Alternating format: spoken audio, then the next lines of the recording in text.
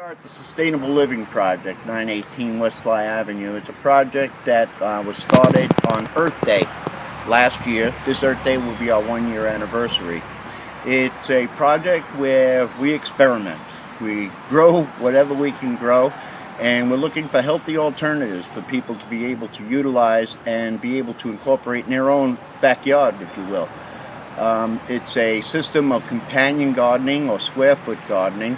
So depending on the size space you have available to utilize, you can grow what we grow here. And we offer classes once a month so people can come out and see exactly what we're doing so you're not intimidated. Myself, not a gardener, not even close to a gardener, born in Brooklyn, doesn't have a big agricultural hub. But in the last 2 years, just using YouTube videos and doing research, we came up with a system here, and it can be done by anybody, because if I can do it, anybody can do it realistically.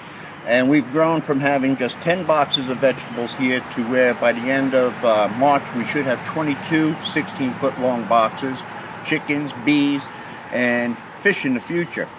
All of that ties together. Our basic thing is that we know if it came from the earth, it's going back to the earth eventually. So we do everything with our own compost. Anything we're not utilizing that can't be eaten is composted material, and it goes back into the garden. So that's where the sustainability factor comes in. We're trying to teach people how to do different aspects of gardening. We already got 3 different growing techniques going on here. We got bees on the property. We're putting chickens in this weekend, and by the end of February I'll have a 3,500-gallon tilapia tank, which will be an aquaponic setup which will irrigate some grow beds through the fish tank. The fish are vegetarians.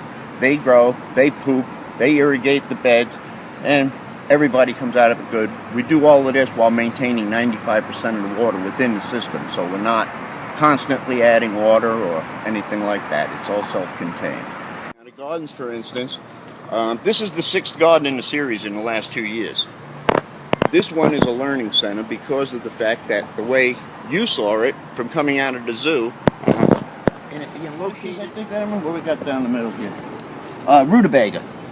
But you can see as certain ones get bigger, this is all spinach. All of the spinach that you see here, this has been harvested, I want to say 10 times so far. And the way we harvest it is it keeps spreading out. What you do is you just isolate a plant. This baby spinach, you pay big money for this stuff when you go downtown. Okay. Here's your plant. I made a space there, things will grow into there.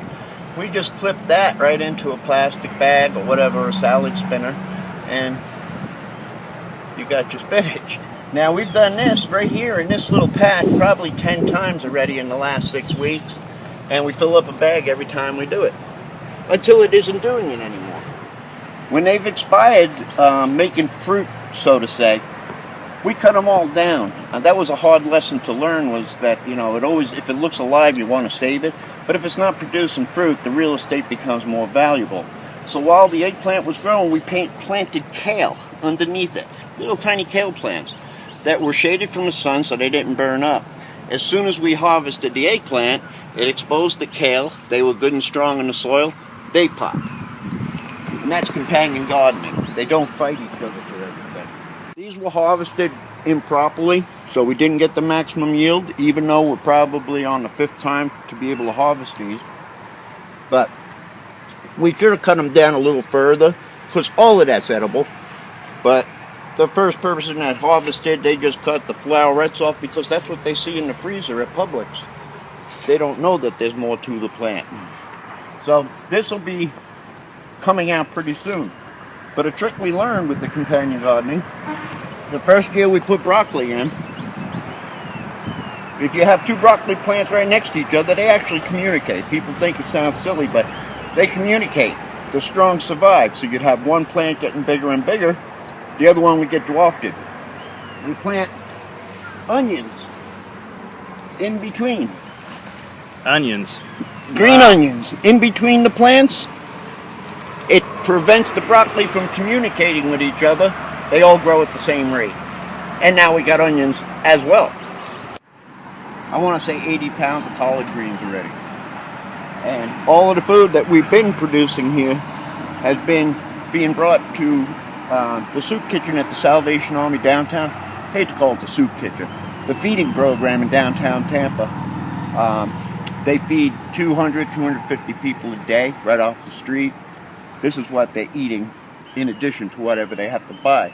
But whatever we can supply alleviates some of that money from their budget. Maybe they can buy a better quality meat, chicken, and we can give them the produce.